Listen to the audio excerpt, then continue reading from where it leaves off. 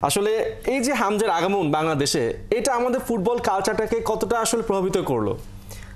বিশালভাবে প্রভাবিত করলো। তার কারণ হচ্ছে যে ফুটবল অ্যাকচুয়ালি সবসময় চলেই হচ্ছে প্লেয়ারদের উপরে ডিপেন্ড করে, এবং একটা প্লেয়ার সবচেয়ে বেশি পারে তার দর্শকদেরকে টেনে আনতে ফুটবলে।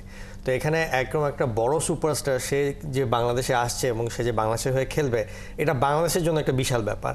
এবং যে জিনিসটা আমি আপনাদের রিপোর্টে দেখছিলাম যে সে কিন্তু চাইলেই আগে প্রথমে বাংলাদেশে 5 স্টার হোটেলে আসতে পারতো, কিন্তু তার যে বাংলাদেশের শেকড়ের বা মাটির প্রতি একটা টান আছে সেটা তার অ্যাক্টিভিটি দেখে বোঝা যাচ্ছে, কারণ সে প্রথমে এসে কিন্তু সিলেটে থাকছে।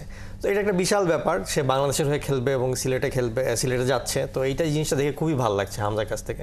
এই যে হামজা যে সিলেট ভাষা জানে, সিলেটের আঞ্চলিক ভাষা জানে, প্লাস দর্শকরা তাকে নিয়ে একটা 1-to-1 একটা সেশনের জন্য অপেক্ষা করছে, বিশেষ করে মানুষের তার যে আজকে মিথস্ক্রিয়া হবে একটা সবার মাঝে, এই উৎসবটা কিভাবে দেখছেন?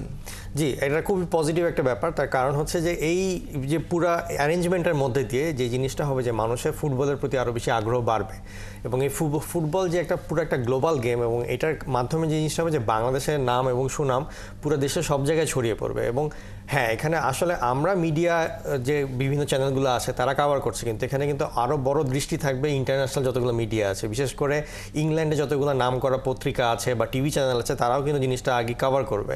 কারণ একটা প্লেয়ার সে ইংল্যান্ড থেকে বাংলাদেশে খেলতে আসছে, তো তার যে শেকড়ের প্রতিটা টান আছে, এবং সে কিন্তু চাইলে আরও আর একটা দেশের খেলতে পারতো, কিন্তু সে কিন্তু সব কিছু বাদ দিয়েই বাংলাদেশে আসে। তো এটা একটা খুব ইউনিক একটা যে একটা টপিক আমি বলবো ফুটবলের আর কি এরিনাতে। তো এই জন্য ওখানে সবারই দৃষ্টি থাকবে।